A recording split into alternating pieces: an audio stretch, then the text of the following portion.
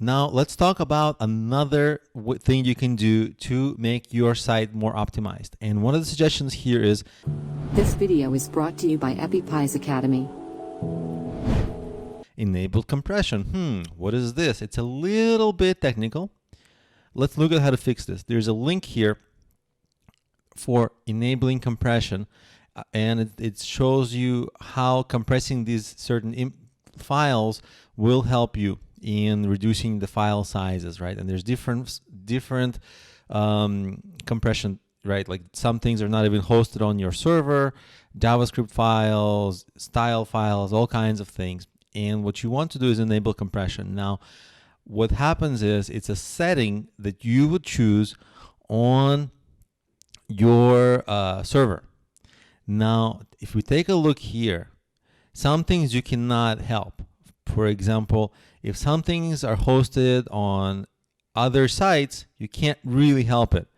But things that are hosted on your own site, right, you can then enable compression. Now that this permission is adjusted on a server level, and it's a little bit too technical even for me.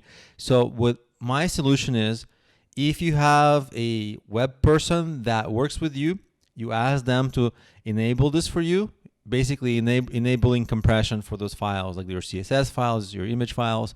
If you don't have a web guy, like in my case, I don't have a web guy, what you do is you email your hosting provider and their tech support, and you ask them to help you with that. You basically ask them, can you please help me in, like literally just paste it in there, help me enable compression for the following files, and they will set that setting for you in your server's settings. If you're comfortable playing around with your server settings, and of course be careful because you can change some things that are dangerous and then you can mess up a lot of things. So if you're not confident in it, don't do it. But they do provide documentation for how to do it, and they provide sample examples for the most common types of servers that are set up.